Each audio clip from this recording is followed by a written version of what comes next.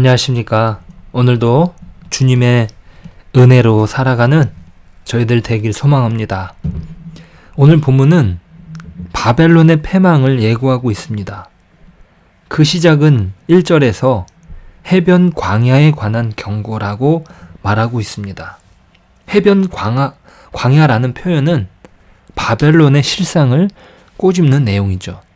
그들은 모든 것을 다 줄 수 있는 바다와 같다고 말하지만 그 실상은 아무것도 주지 못하는 광야와도 같습니다.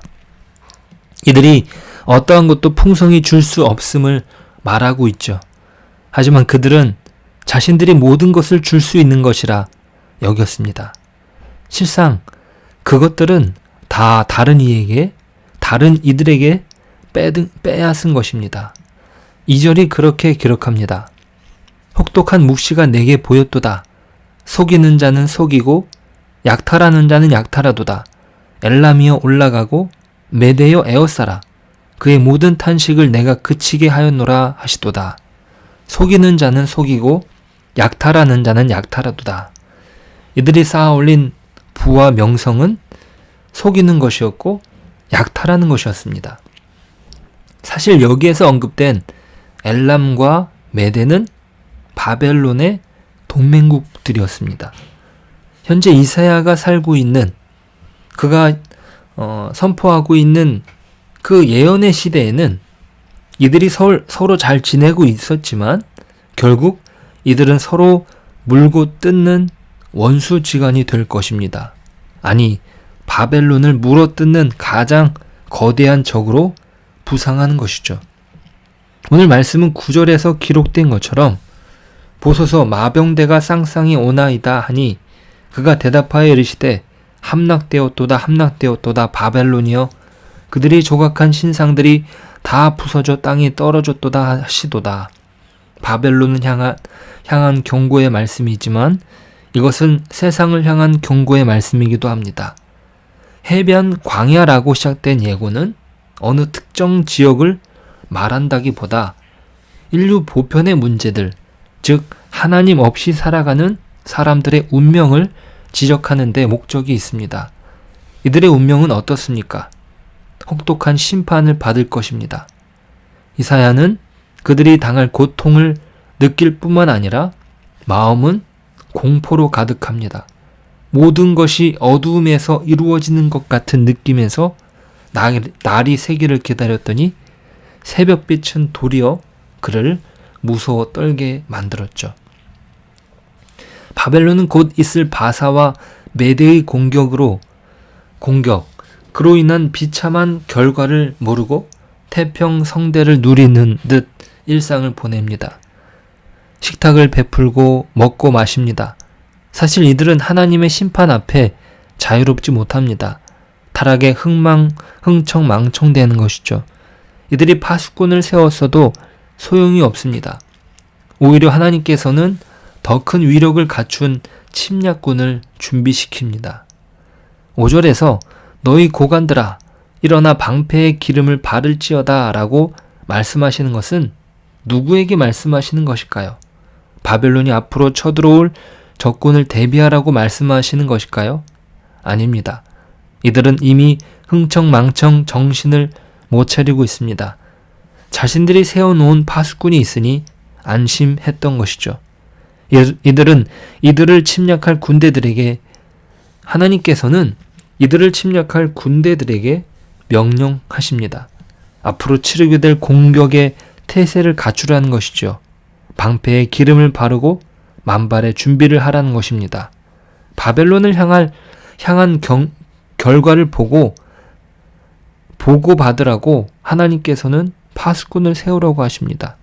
6절에서요. 그리고 그들이 가져온 소식은 9절에서 기록된 것처럼 거대한 바벨론이 함락되었다는 것입니다. 함락되었도다, 함락되었도다. 그렇게 반복하며 말합니다. 그들이 조각한 신상들이 다 부서져 땅에 떨어졌다고 합니다. 이들의 멸망은 당연한 결과입니다. 이들이 이룩한 왕국은 결국 무너질 주춧돌이었기 때문이죠. 어떠한 절대적인 기준이 없으며 자기가 스스로 그 절대적인 위치에 올라 빼앗는 위치에서 자신의 불을 삼았기에 그것이 화를 부른 것입니다. 이것은 너무나 안타까워 선지자 이사야는 고통 가운데 이 예언을 전하고 있습니다. 해산에 임박한 여인의 고통과도 같다고 표현합니다. 자신의 아이를 낳는 것이 아님에도 불구하고 마치 자기가 당하는 고통처럼 이것을 느끼며 말하고 있습니다. 이것은 사람이 하나님을 떠난 결과요. 이 결과로 인하여 고통을 면할 수 없는 것입니다. 이사야 선지자가 전하는 것은 무엇입니까? 인류의 문명이라는 것이 어떤 거대한 힘을 자랑한다 할지라도 그 위용이 하나님 없이는 하나님의 심판을 받을 것이며 하나님의 심판 앞에서는 아무것도 아니라는 것이죠. 이것은 그들이 조각한 신상이 부서져 땅에 떨어지는 것과 같은 것이지요. 하나님의 영역도 그들이 침범하여 하나님 없는 자유를 누리려고 했지만 이것은 도리어 그들이 망하는 원인이 되었습니다. 하나님께서 이 말씀을 주심은 무엇입니까? 이 세상에 어떠한 권력도 영원하지 않으며 그것은 하나님의 심판 앞에 와르르 무너질 운명에 처할 것입니다.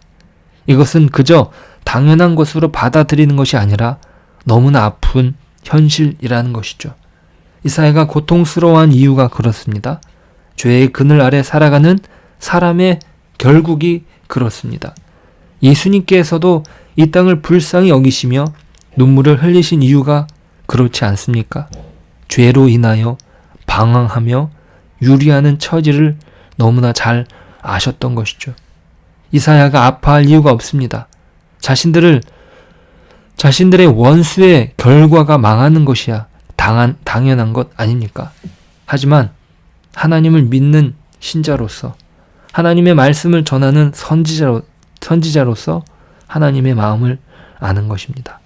이 세상을 향한 하나님의 마음은 이 땅의 고통과 슬픔을 아파하는 것입니다.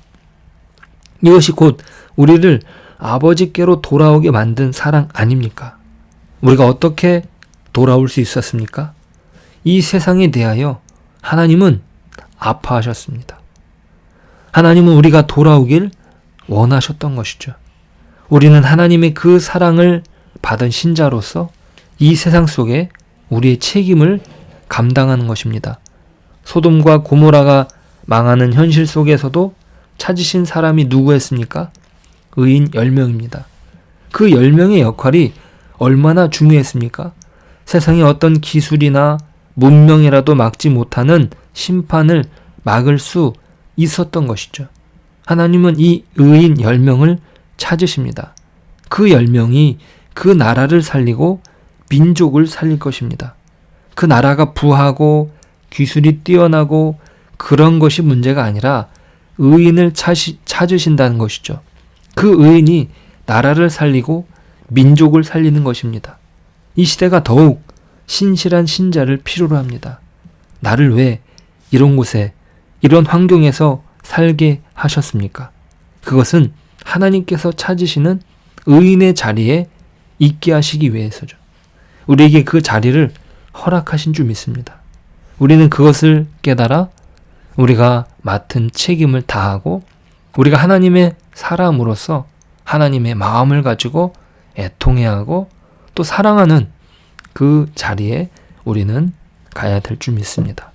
오늘 이사야가 바벨론의 멸망을 애통해했던 것처럼 자신의 자리에서 하나님의 마음을 품고 묵묵히 신자로서의 삶을 살아가는 저와 여러분 되시길 축복합니다. 기도하겠습니다. 하나님 아버지 감사합니다. 우리가 하나님을 아버지라 말할 수 있는 은혜를 베풀어 주심을 감사합니다.